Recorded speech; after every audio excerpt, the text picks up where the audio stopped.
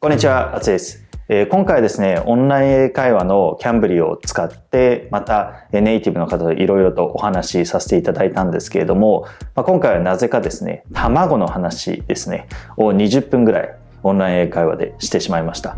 卵でもね、20分話せるっていう、感じなので、何でも深掘りすればいろいろと話せるもんだなっていうふうに改めて思ったんですけれども、それはさておき、卵で、いろいろ調理方法あると思うんですよね。ゆで卵とか、目玉焼きとか。で、私が好きなのはスクランブルエッグなんですけど、スクランブルエッグが好きって皆さん英語で言うとしたら、何て言いますか？ちょっと言ってみてください。はい。で、もちろんここで肝となるのは、このスクランブルエッグの部分なんですけれども、これ英語で何て言うのかっていうところですね。で、私もオーストラリアに住んでいた時にスクランブルエッグ好きでスクランブルエッグくださいみたいなのね、よく言ってたんですけど、その時に意外とあれこれでいいんだっけみたいな部分がちょっとあったりとかして、ちょっとその辺を今回はこのオンライン英会話Camblyで深掘りをしてみました。その他にもスクランブルエッグの作り方の動画の中で perfect がついた時に the はいるのかいらないのかとかですね、他にもいろいろとそのあたりのお話ししていますので、結構ね、微妙なところで結構間違えてる人多いと思うので、ぜひこの動画でしっかりと自分の理解確認してみてください。それでは、今から動画流しますので、ぜひ見ていってください。どうぞ。Hello, hi, how's it going? Not bad. How are you? I'm doing pretty good, Yeah, and yeah, Happy New Year to you. Happy Hope New Year. everything's good. Yeah, going perfect. How about you? Great. Yeah, so far so good. I think so. So far so Yeah. good. That's cool. That's cool. Yeah, maybe this year I started my I actually started like more of my social media accounts and stuff like Nice. that. So Sounds exciting. yeah, I did a little bit last year, but I think I was just maybe not putting 100% in. But yeah, maybe this year I told myself I'm going to be a bit more consistent. So which platform are you targeting mainly? At the moment, I'm just on Instagram. Instagram, and then like they've got TikTok as well, but I feel like I'm not actually that knowledgeable about that. Maybe I'm too old. I don't know. Yeah, not a TikTok kind of person. I get that. Yeah, they're a little I bit guess too young. Yeah, but I guess like what I make on Instagram, you can just throw it onto TikTok anyway, just to see how it is. Yeah, so I've got that as well. That's But true.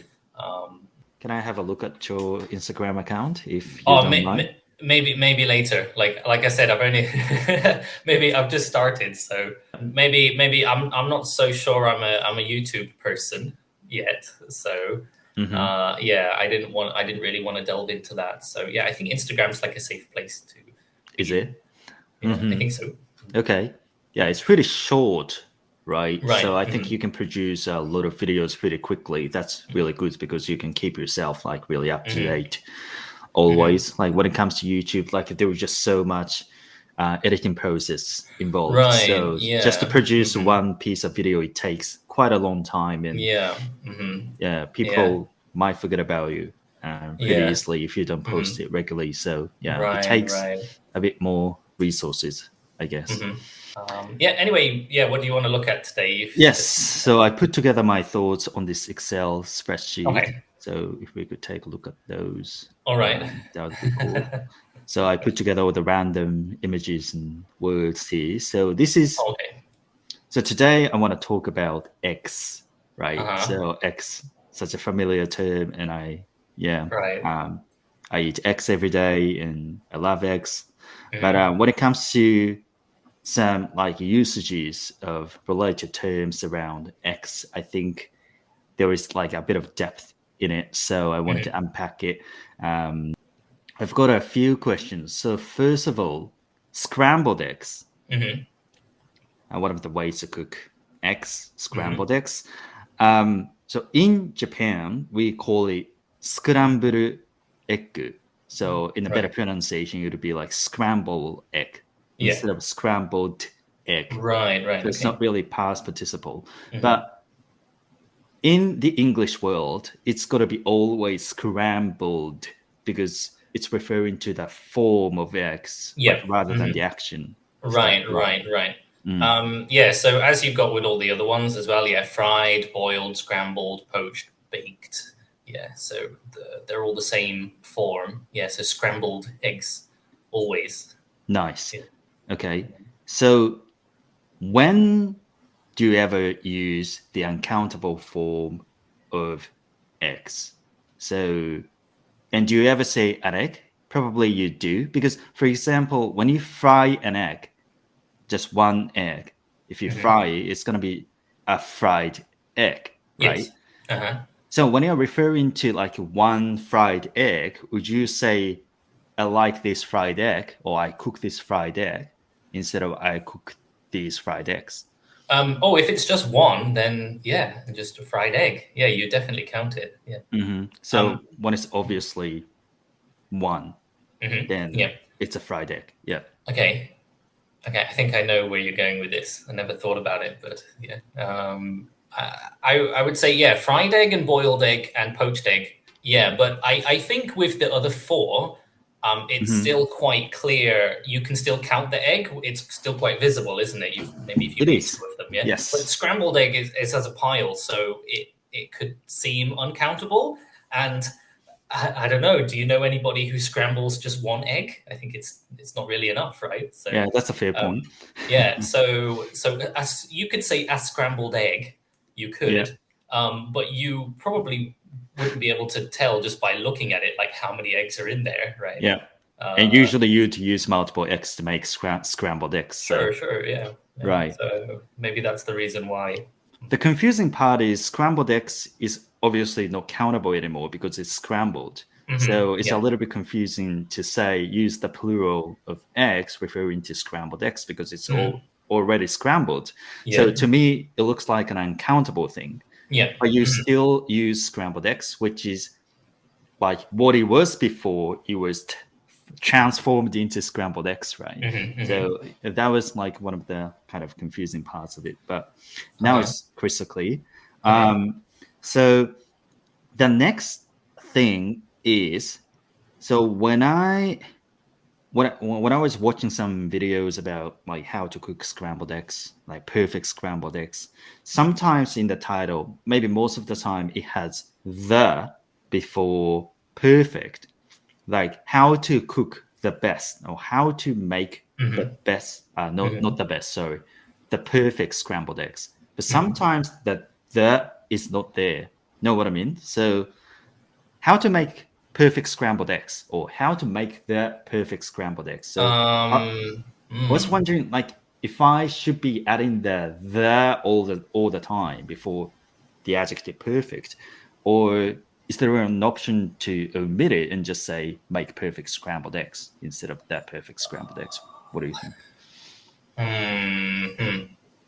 Okay, the perfect scrambled eggs. How to make perfect scrambled eggs. I think you can say both, like as it shows in here, but I think maybe the nuance is a little bit different. Slightly. Like it wouldn't really matter which one you used, but okay, this is what I think. If I heard how to make perfect scrambled eggs, right? It just means scrambled eggs that are perfect. Like it's not strange or anything. But if you said how to make the perfect scrambled egg, it kind of sounds like that person is trying to say that there's only one way to make a perfect egg. Right. So the perfect way, not the other way, not the other ways, like the perfect way, right? So it's like this is the perfect scrambled eggs. Right. Yeah. So it's like if you're not following this one, then it's not perfect. There's no way you can make the perfect scrambled eggs if you're not following this. Right, exactly. Yeah. So it sounds a little bit like that. They use the article and maybe they do it on purpose as a way to get you to click on the video. Like, you should be following this one, not the other ones. Like, maybe it plays on your mind a little bit. But got it. Interesting. So, so when I use the adjective perfect, if I want to emphasize that this is the only way to make it perfect kind of thing, then I want to add the article before that. Yeah, I think so. Yeah. So the perfect way to learn English, or in this case, it's always the perfect way of learning English. It sounds like for some reason, don't you think? Right, exactly. You could say a perfect way. It might suggest that there are other ones. There are other ways. Other perfect ways. Yeah, other perfect ways. Yeah. But maybe for this one, when it's talking about scrambled eggs, it's uncountable, right? So I think the perfect in a lot of cases you would still need an article on it. So if it was countable, so how to make a perfect cake, for example, you would still need the a there because cake is still countable. Yep. Yeah, okay. But the would make it more like only this way. Okay. So it's acting more as an emphasizer. Right.